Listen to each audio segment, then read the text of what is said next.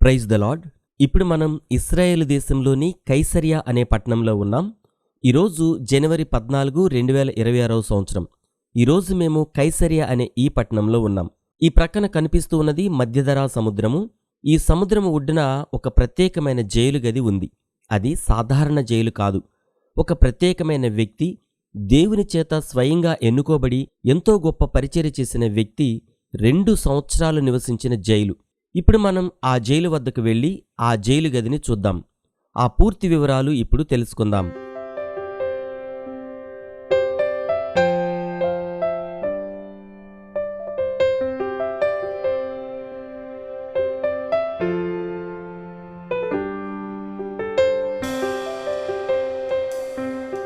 అపోస్తల కార్యములు 24వ అధ్యాయంలో రాయబడి ఉంటుంది. అపోస్తల కార్యములు 24వ అధ్యాయంలో రాయబడి ఉంటుంది. పౌలుని 2 సంవత్సరాలు జైల్లో పెట్టారని.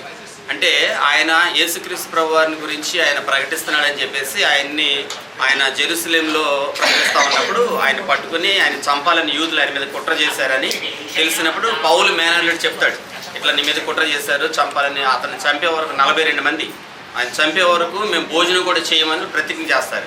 అప్పుడు ఏం చేస్తారంటే నైటే ఆ కుర్రోడిని చెప్పిన దాన్ని బట్టేసి అతన్ని పౌల్ని తీసుకొచ్చేసి ఇక్కడ పెట్టారు. అప్పుడు 2 సంవత్సరాల పాటు ఇందులోనే ఉండిపోయాడు పౌలు.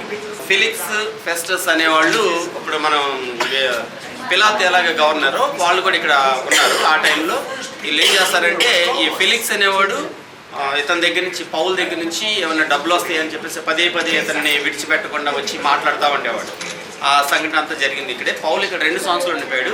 2 సంవత్సరాల తర్వాత అతను మారిన తర్వాత, అంటే ఎవరైతే అధికారి ఉన్నాడో అధికారి మారిపోయిన తర్వాత వేరే అధికారి వచ్చిన తర్వాత ఆయన విడిచిపెట్టారు. పౌలు ఏమంటాడంటే, నేను వెళ్ళను, నిన్ను కావాలంటే అతను ఏం తప్పు లేదని తెలుసుకున్నాను, విడిచిపెట్టేదాల్సి వస్తే నేను వెళ్ళను, నేను సీజర్ అగస్టస్ దగ్గర, అప్పుడు ఎవరైతే అధికారి అతనితో నేను పరిపాలన మాట్లాడిన తర్వాత వెళ్తానంటే, అతను చెప్పిన మాటను బట్టి అతను 2 years.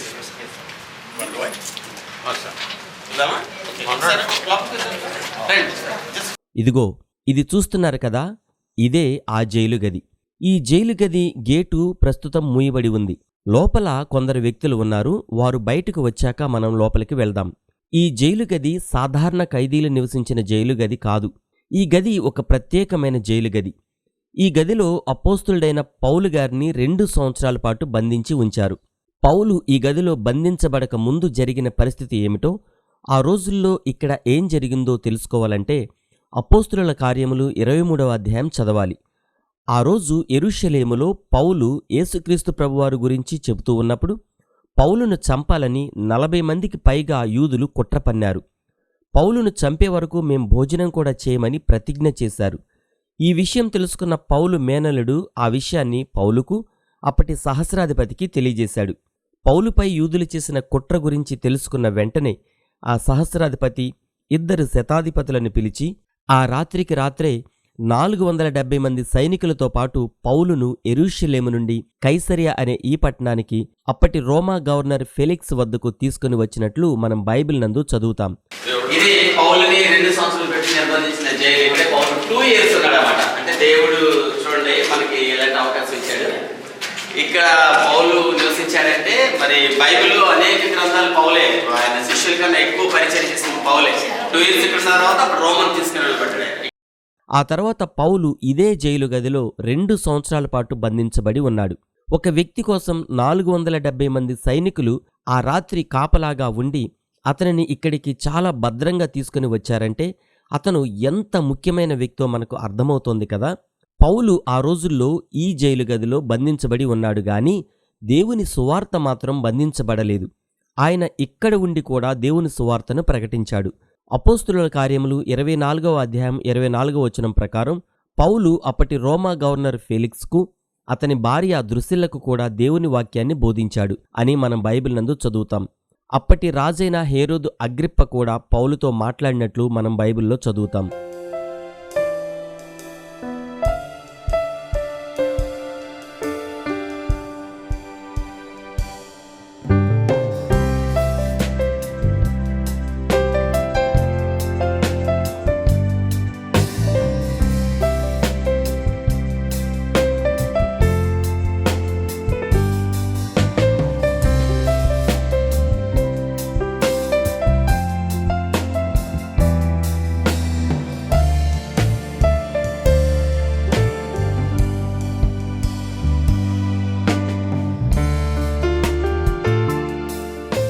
కైసరియా అనే ఈ పట్టణాన్ని హేరోద్ ద గ్రేట్ యేసుక్రీస్తు ప్రభువారు పుట్టక ముందు 20 సంవత్సరాల క్రితమే ఈ నగరాన్ని ఇక్కడ నిర్మించాడు. ఆ రోజుల్లో రోమ ప్రభుత్వ అధికారులు, రోమా సైనికులు ఈ పట్టణంలో నివసించారు. శతాధిపతి అయిన కొర్నేలి కూడా ఇక్కడే నివసించాడు. శతాధిపతి అయిన కొర్నేలి నివసించిన ఇల్లు, అతను బాప్తిస్మం తీసుకున్న ప్రదేశం, అతను ఆ రోజుల్లో ఇక్కడ కట్టించిన ఒక చర్చ్, ఆ రోజుల్లో హేరోది నిర్మించిన రోమన్ థియేటర్, ఆక్వాడక్ట్, పౌలు పేతురులు ప్రయాణం చేసిన హార్బర్, ఇలా ఇక్కడ చూడవలసిన అనేక ప్రదేశాలు బైబిల్కు సజీవ సాక్ష్యాలుగా ఇప్పటికీ ఇక్కడ ఉన్నాయి. వాటిని మీకు మన ఛానల్లో వరుసగా చూపిస్తూ ఉంటాను. కాబట్టి మన ఛానల్ను మీరు చూస్తూ ఉండండి. ప్రియమైన సహోదరి సహోదరులారా, బైబిల్లో ఏమేమి వ్రాయబడి ఉన్నాయో అవన్నీ మన కళ్ల ముందే ఇప్పటికీ కనిపిస్తూ ఉండగా మీలోని విశ్వాసాన్ని మరింతగా పెంచుకోవాలని మేము కోరుకుంటూ ఉన్నాం. ఈ పట్టణాన్ని గ్రానైట్ రాళ్లతో, వైట్ మార్బల్ రాళ్లతో ఇంకా అద్భుతంగా తీర్చిదిద్దాలని హేరోదు ఇక్కడికి ఈ తెల్లని మార్బల్ రాళ్లను ఓడలపై తెప్పించాడు. కానీ యేసుక్రీస్తు ప్రభువారు పుట్టిన 4వ సంవత్సరంలో హేరోదు మరణించడంతో ఈ పట్టణం అభివృద్ధిపరచడం ఆగిపోయింది.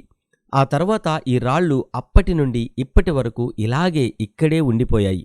ఈ రాళ్లు ఎంతో బరువైనవి కాబట్టి ఇక్కడి నుండి వేరే ప్రదేశానికి తీసుకుని వెళ్ళలేక ఇక్కడ ఇలాగే ఉంచేశారు. ఇప్పుడు అక్కడ మనకు దూరంగా కనిపిస్తూ ఉన్నాయి కదా, అక్కడ ఉన్న రాళ్లని ఆ రోజు హేరోదు ఈ పట్టణాన్ని అభివృద్ధిపరచడం కోసం ఇక్కడకు ఓడలపై తెప్పించిన రాళ్లే. హేరోదు నిర్మించిన కైసరియా అనే ఈ పట్టణంలో చూడవలసిన ప్రదేశాలు ఇంకా చాలా ఉన్నాయి. వాటిని మన ఛానల్లో మీకు వరుసగా చూపిస్తూ ఉంటాను. 2026 మార్చి నెల చివరి వారంలో 10 రోజుల టూర్ ఉంది. ఆ గ్రూప్లో మీరు కూడా హోలీ ల్యాండ్ను సందర్శించాలనుకుంటే ఇప్పుడే మాకు ఫోన్ చేసి మీ టికెట్ బుక్ చేసుకోండి. ఎందుకంటే టూర్కు వెళ్లబోయే 2 నెలల ముందుగానే, అంటే ఇప్పుడే ఫ్లైట్ టికెట్స్ బుక్ చేయాలి, వీసా కూడా అప్లై చేయాలి. కాబట్టి సమయం లేదు, వెంటనే మీ టికెట్ ఇప్పుడే బుక్ చేసుకోండి. ఈ వీడియోలు కనీసం కొందరికైనా షేర్ చేయండి. ఇలాంటి మరెన్నో వీడియోలు మీకు చూపించలాగన దయచేసి మా కుటుంబం కోసం ప్రార్థించండి. మరో వీడియోతో మళ్ళీ కలుద్దాం. Praise the lord. మీ బ్రదర్ బెన్హర్ బాబు.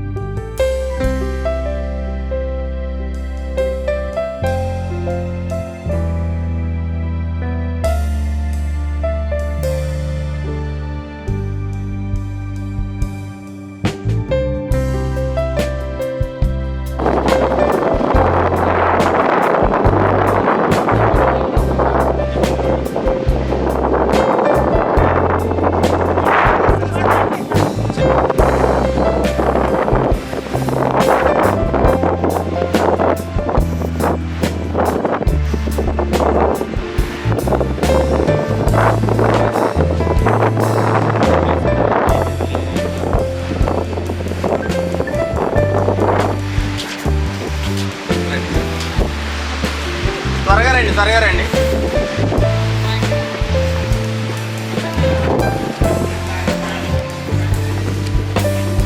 Poi qualcuno